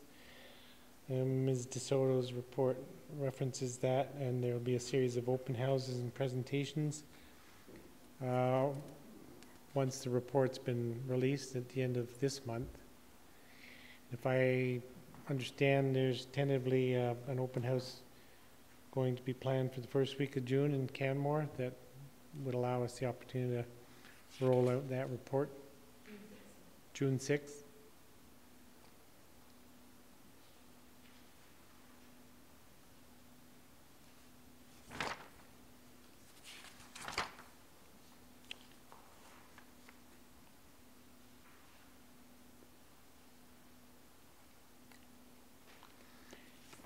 Question that's I have sparked by the report under Facilities 3B, Operational Updates, the old downtown Visitor Information Center is talking about additional staffing potential for relocation in that building and the Economic Development Office to be in that building. I'm really curious, how many people can we fit in that building?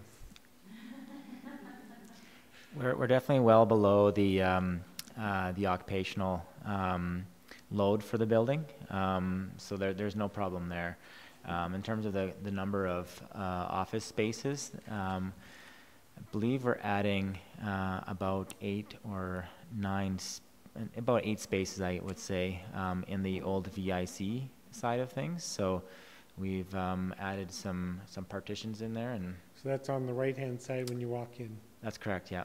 So it'll sort of be chunked up into cubicles or something? That's right, yeah. It ought to get pretty warm in there on a summer day. It is. Yeah. So then there'll be 8 new seats for people to work at. And then in the left-hand side, which has been arts and events, what's happening on that side? There's also the spaces will remain. There's about 7 or 8 spaces on that side as well. So the space is currently used obviously for arts and events, but planning is using a space there as well for their enforcement piece. And so that's how it's being used. There's a meeting room that's in there that will be used by both sides of the building now. And so that's how it'll work for the next little bit. So that one larger room that's been used as a meeting room will continue to be used that way? That's correct. I had meetings in that room. It was not pleasant. We are looking at what air conditioning would cost for that space. We have put operating windows on the arts and events side to help with and also improve the circulation with improved mechanical systems over the years, added ducting and that kind of thing to at least improve circulation. But if it's 30 degrees outside, then it's 30 degrees inside. We're just moving the air around. I know. Yeah. So that's 15 or 16 people potentially working out of that building. Shorts and t-shirts. Great, thank you. You're welcome. And I have one other question or observation that I'll form as a question or something.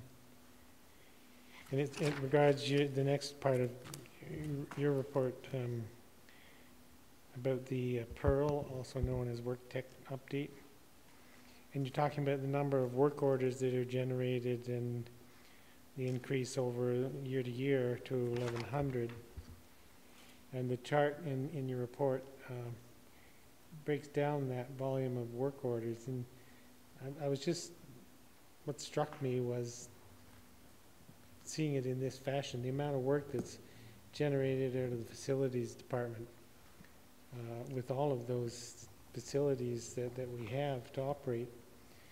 And each and every one of those work orders, is, as they're called, are literally somebody has to pick up a tool and go somewhere and do something.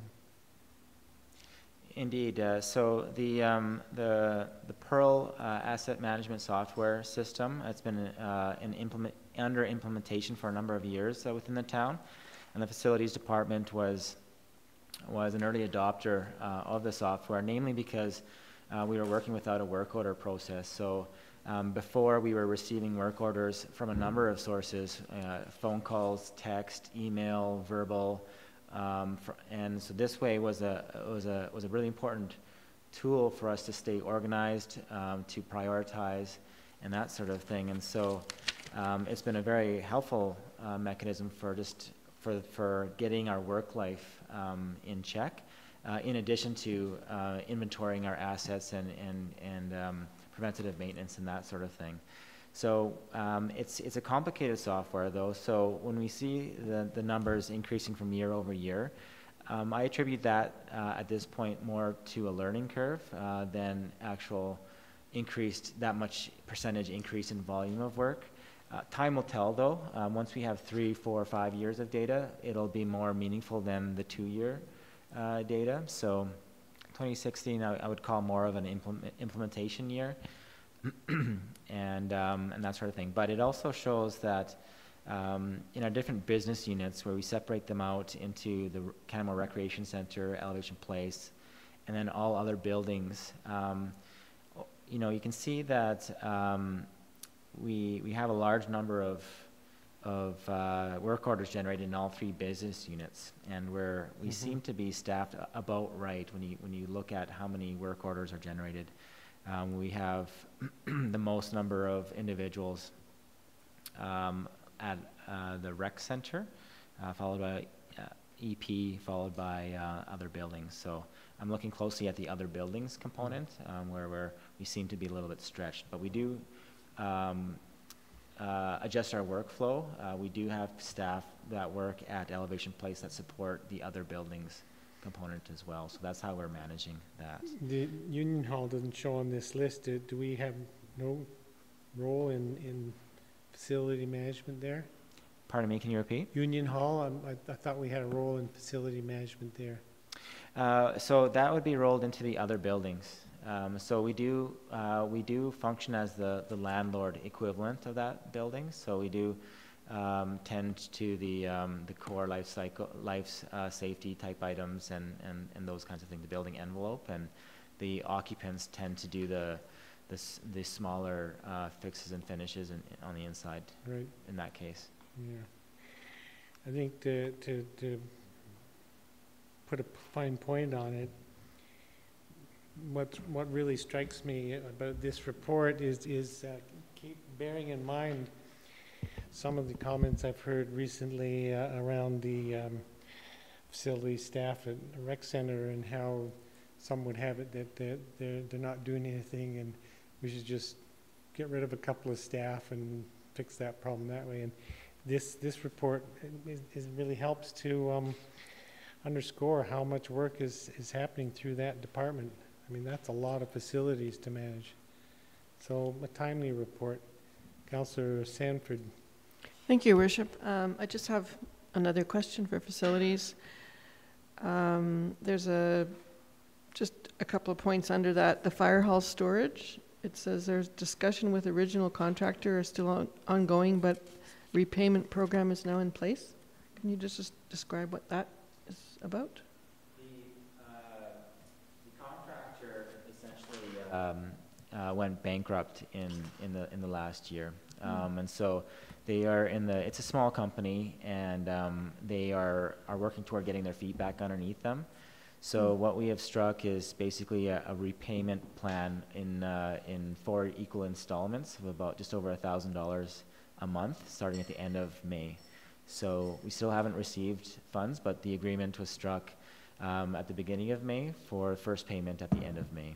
So they didn't finish a project on their behalf? They did not finish the project. They had every intention of finishing the project, but it's also a sole proprietary company, and apparently the owner fell ill and could not work for a number of months as well. So it's an unfortunate story, but it looks like we're getting on track. But it says the shed project was canceled? That's right. Oh. So, you know, as time has gone by, we've got a new fire chief and a little bit different direction in terms of what bylaw is how they're planning to use their bike fleet. And so things have changed since the contemplation initially of this project. And so the feedback from the key stakeholders was that they'll get by without this project. It's a small dollar item, and they've got operational solutions. With the new fire chief, they're focusing on actually downsizing some of the tools and equipment that they're working with, and so that's just an ongoing process right now. So are you saying that money was advanced for a project that now needs to be repaid, but the project isn't going forward? Sorry. So or are these two separate projects? No, same project, but we paid a deposit essentially from the so there was materials. an advance? That's right. But that advance needs to be repaid? That's right. That's right. All right. Yeah, I just wasn't clear on, I didn't know the story about that. Thank you. Councillor McCallum. Thank you, Your Worship. I have a question on item 4, Public Works, with regards to the new playground that has been fundraised for up at Our Lady of the Snows. So the initial playground that's there had a life cycle till 2030. Did I get that right? 2031. And so they've raised money to pay for a new playground. And my question is, what are they going to do with the old playground? That's a good question. I don't have the answer. I can report back. And they will be presenting to council. But I can ask them then. That's right. Who? Excellent. Thank you very much. I also wanted to just make an observation on that same project. I'm so impressed that the parent committee would take it upon themselves to go out and do the fundraising required to generate $125,000 to provide a piece of play equipment that they felt would benefit their kids. I think that's commendable and a good example for others in the community. Councillor Sanford. Thank you, Worship. Again, under Solid Waste Services, there's a suggestion that there's a community cleanup starting and that people can register with the Public Works Office. So this is a new program, or I think we've had this program in the past. How are we communicating that to the community, that it's sort of at their own discretion as to when they go out, but there are some supplies and supports available to them through Public Works? Currently, this program is being advertised in the paper. It's on our town page? Oh, okay. So we're encouraging people to do their own thing with community cleanup. If they see littered areas, they can come and work with Public Works and pick up gloves and gear and litter reachers. Litter reachers, those are really good. We got a few of those as samples, and they're good for picking up litter. So I hope that people take the opportunity to do that, because I've been hearing from the community that someone should be doing it, so here's an opportunity to do it.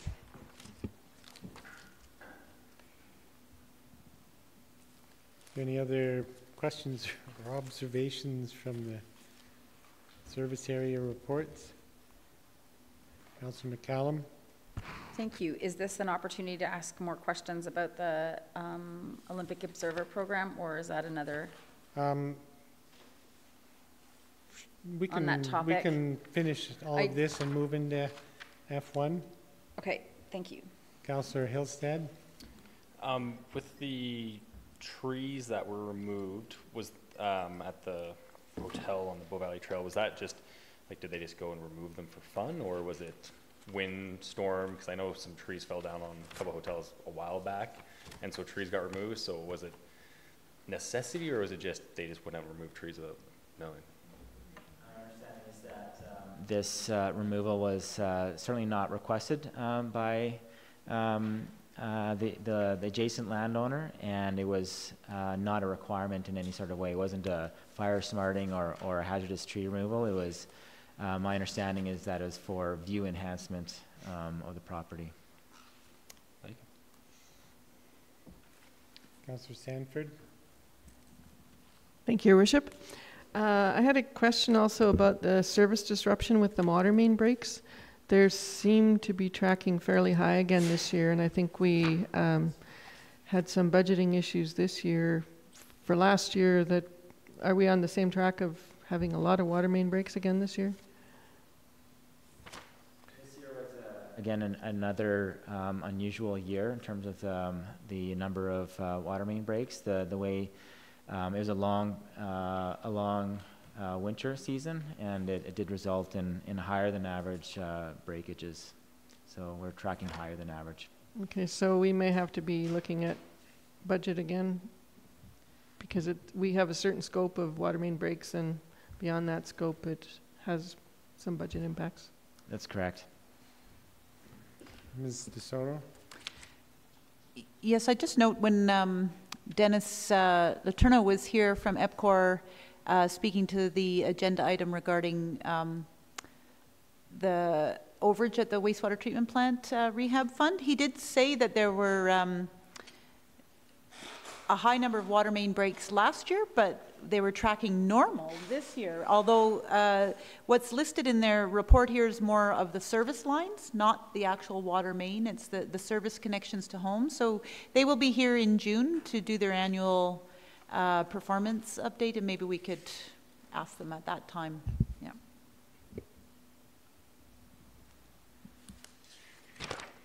Any other questions regarding the brunt of the service area report? If not, questions for Ms. DeSoto on the attachment specific to the Pyeongchang Olympic and Paralympic Winter Games? Councillor McCallum.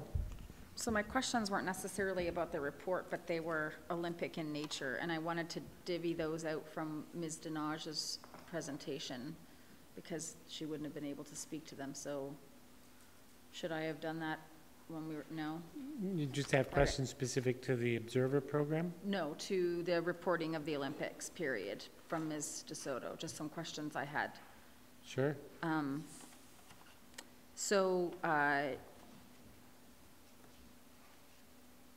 Have we, the royal we, heard from the province as to what their requirements are for a plebiscite? Is it just going to be Calgary only? So the answer to that is no. We haven't heard anything from the province of Alberta. I've been participating in member calls regarding the BIDCO structure and its formation. The process is slower than I anticipated. Neither the province nor the city nor the federal government have nominated their members to the BIDCO yet. So those that are participating on the call are mostly just aides to those who potentially might be members of the BIDCO. So you're the only one? Well, the city has struck a council committee Yes. to select their members. Okay. And the province and the federal government are working through their own internal processes. I believe they've, because they have 3 nominees each, so they have recruitment processes underway for those nominees. You can submit applications to be a federal nominee or a provincial nominee. So those processes are underway, but they haven't been selected. So because of that, there has been no representative of which to engage in those conversations. So they know that there's a plebiscite coming, they just don't know who. So to be clear, the province has not indicated that they have any expectation the town of Canmore would hold a plebiscite. So they haven't indicated that, so they've indicated we won't be having a plebiscite. They haven't been that explicit, but Okay. in their public statements to date, they refer only to the city of Calgary. Okay, okay. And so if the province changes their mind, are we at all, do we have any idea as to what will, like I know it's 6 months for the city of Calgary. Are we able to pull something like that off earlier? Should we be forced to do that? I'm looking to our municipal Yeah, I clerk, know. and she's playing probably about 6 months. Oh, So, okay, you know, so if she we needs look to at say that a at the municipal election, Yeah. you know, that's essentially what you have to do. You have to recruit and train returning officers, et cetera. I just wanted to so- know if that had gone through our minds, if we actually are forced to have to participate in Yeah, that. yeah. Okay, So, yeah,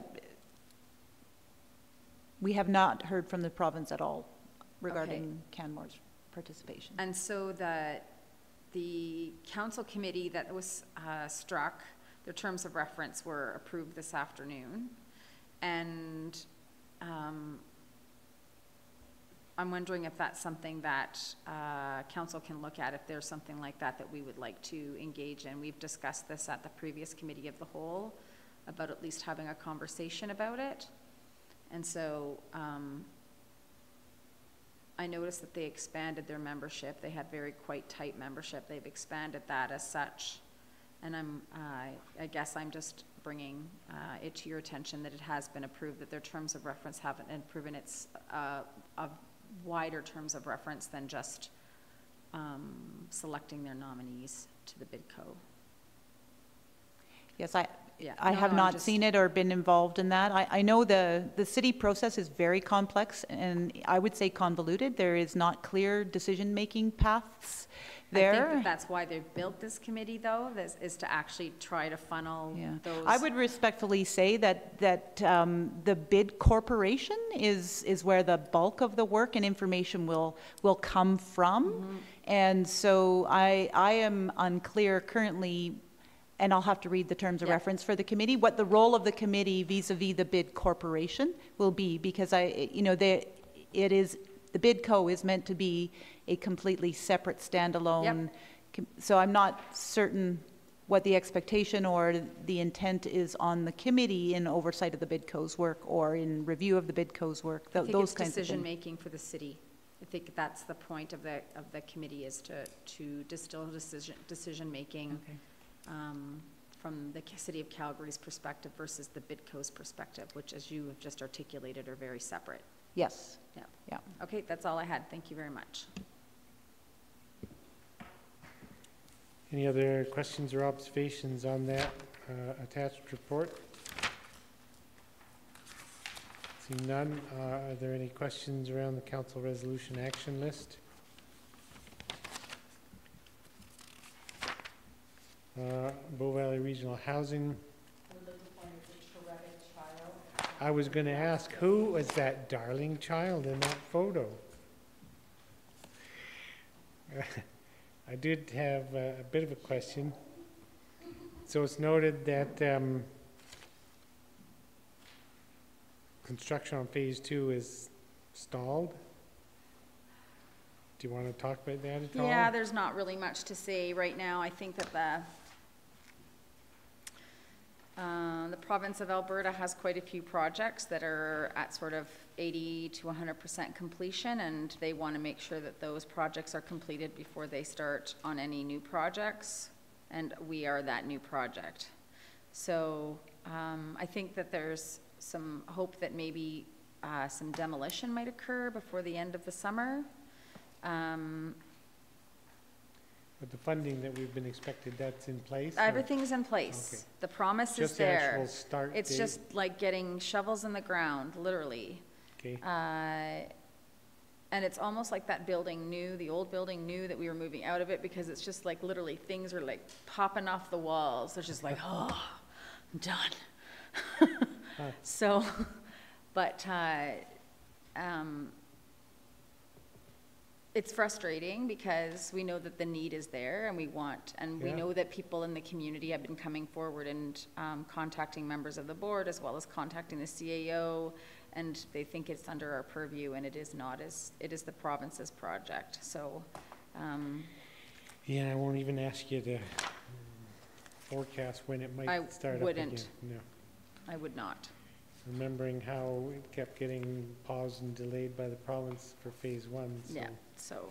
We're not at any risk of it disappearing with the We provincial have our, election? no, once they, well, that's completely up to who wins the election, I guess. So there's no funds in hand The or anything? province have, no, because it's not our project, it's the province of Right. Alberta's project. Okay.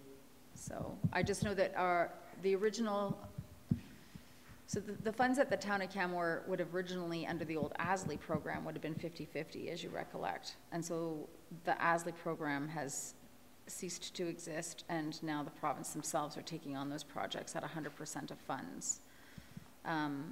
What the member municipalities are responsible for are the FF&E, which we have identified being around the $1 million mark, which we have been requisitioning slowly over time so that we're prepared to pay for that, and it's not one big cash call from the taxpayer.